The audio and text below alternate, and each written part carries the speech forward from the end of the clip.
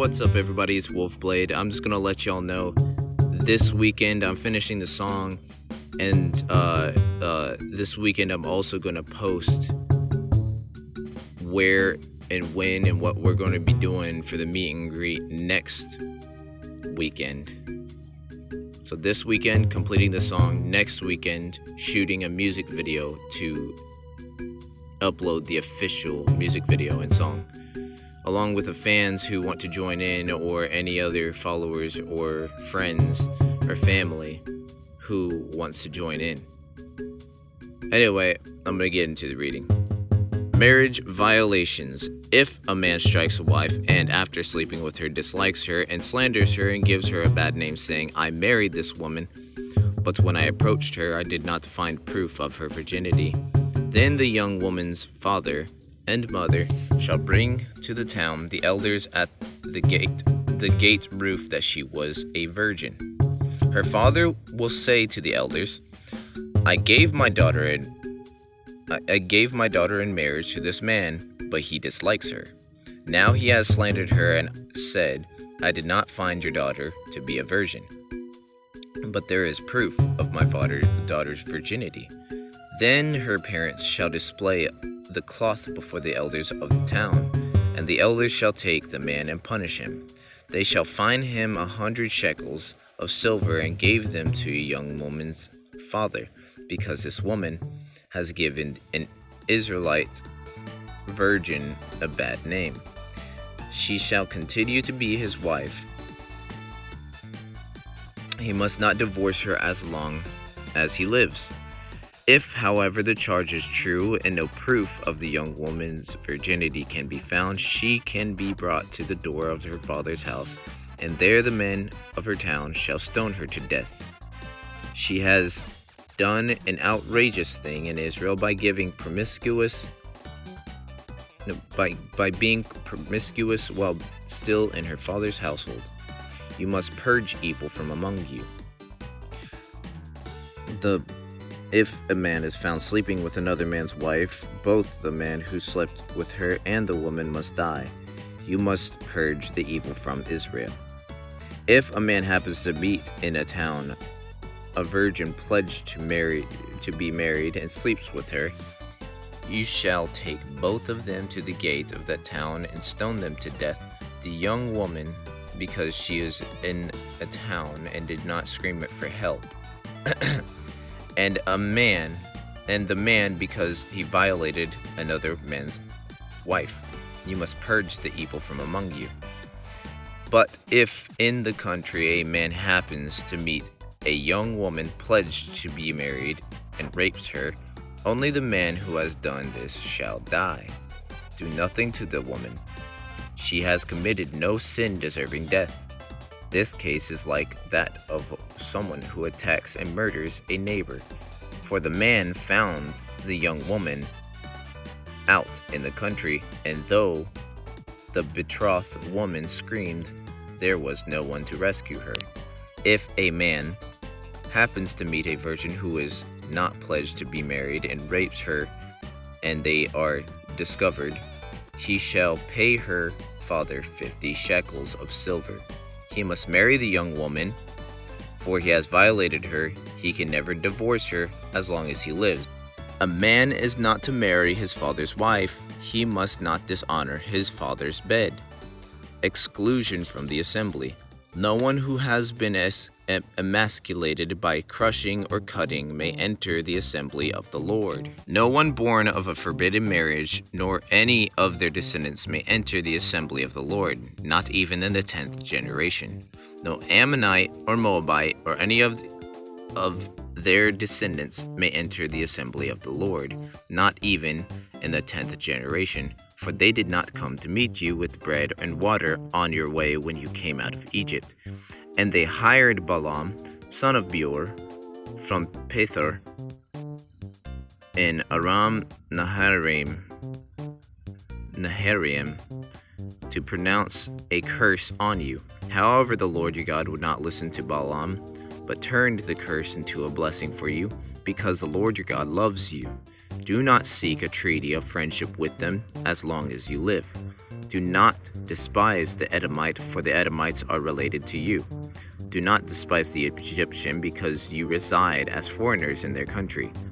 The third generation of children born to them may enter the assembly of the Lord. Uncleanliness in the camp. When you are encamped against your enemies, keep away from everything impure. If one of your men is unclean because of the nocturnal emission, he is to go outside the camp and stay there. But as evening approaches, he is to wash himself, and at sunset he may return to the camp. Designated place outside the camp where you can go relieve yourself. As a part of your equipment, have something to dig with. And when you relieve yourself, dig a hole and cover up your excrement. For the Lord your God moves in your camp and protects you and deliver your enemies to you. Your camp must be holy, so that he will not see among you anything indecent and turn away from you. Miscellaneous laws. If a slave has taken refuge with you, do not hand them over to their master. Let them live among you wherever they like and in whatever town they choose. Do not oppress them. No Israelite man or woman is to become a shrine prostitute. You must not bring earnings of a female prostitute or of a male prostitute in the house of the Lord your God to pay any vow, because the Lord your God detests them both. Do not charge a fellow Israelite interest, whether on money or food or anything else that may earn interest. You may charge a foreigner interest, but not a fellow Israelite, so that the Lord your God may bless you in everything you put in your hand in the land you are entering to possess. If you make a vow to the Lord your God, do not be slow to pay it, for the Lord your God will certainly demand it of you, and you will be guilty of sin. But if you refrain from making a vow, you will not be guilty. Whatever your lips utter, you must be sure to do. Because you made your vow freely to the Lord your God with your own mouth, you may enter your neighbor's vineyard. You may eat all the grapes you want, but do not put any in your basket. If you enter your neighbor's grain field, you may pick kernels with your hands, but you must not put a sickle to their standing grain. If a man marries a woman who becomes displeasing to him because he finds something indecent about her, and he writes her a certificate of divorce, gives it to her, and sends her from his house, and if after she leaves his house and she becomes the wife of another man, and her second husband dislikes her and writes her a certificate of divorce, give it to her and sends her from his house, or if he dies, then her first husband who divorced her is not allowed to marry her again. After she has been defiled, that would be detestable in the eyes of the Lord. Do not bring the sin upon the land, and the Lord your God is giving you as an inheritance. If a man has recently married, he must not be sent to war or have any other duty laid on him. For 1 year he is to be free to stay at home and bring happiness to the wife he has married. Do not take a pair of millstones, not even the upper one, as security for a debt, because that would be taking a person's livelihood as security. If someone is kidnapping a fellow Israelite and treating or selling them as a slave, the kidnapper must die. You must purge the evil from among you. In cases of defiling skin diseases, be very careful and do exactly as the Levitical priests instruct you. Do not follow carefully what I have commanded them. You must follow carefully what I commanded them. Remember what the Lord your God did in Miriam along the way after you came out of Egypt.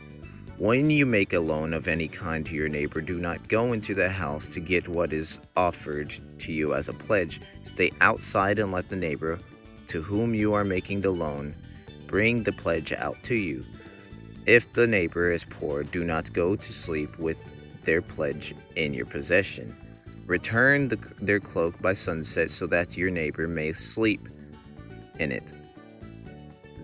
Then they will thank you, and it will be regarded as righteous act in the sight of the Lord your God. Do not take advantage of a hired worker who is poor and needy, whether that worker is a fellow Israelite or a foreigner residing in one of your towns. Pay them their wages each day before sunset, because they are poor and are counting on it. Otherwise, they may cry to the Lord against you, and you will be guilty of sin. Parents are not to be put to death for their children, nor children put to death for their parents. Each will die for their own sin. Do not deprive the foreigner or the fatherless of justice, or take the cloak of the widow as a pledge. Remember that you were slaves in Egypt, and the Lord your God redeemed you from there. That is why I command you to do this. When you are harvesting in your field and you overlook the sheaf, do not go back to get it. Leave it for the foreigner, the fatherless, and the widow, so that the Lord your God may bless you in all the work of your hands.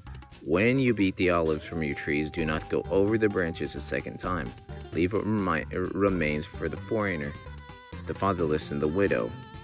When you harvest the grapes in your vineyard, do not go over the vines again. Leave what remains for the foreigner, the fatherless, and the widow. Remember that you were slaves in Egypt. That is why I command you to do this. When the people have a dispute, they are to take it to court, and the judges will decide the case, acquitting the innocent and condemning the guilty. If the guilty person deserves to be beaten, the judge shall make them lie down and have them flogged with his presence with the number of lashes the crime deserves. But the judge must not impose more than 40 lashes if the guilty party is flogged more than that. Your fellow Israelites will be disregarded in your eyes.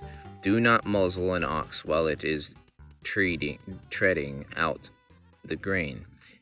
If brothers are living together and one of them dies without a son, his widow must not marry outside the family. Her husband's brother shall take her and to marry her and fulfill the duty of a brother-in-law to her. The first son she bears shall carry on the name of the dead brother, so that his name will not be blotted out from Israel. However, if a man does not want to marry his brother's wife, she shall go to the elders at the town gate and say, "My husband's brother refuses to carry on his brother's name in Israel. He will not fulfill the duty of a brother-in-law to me." Then the elders of this town shall summon him and talk to him.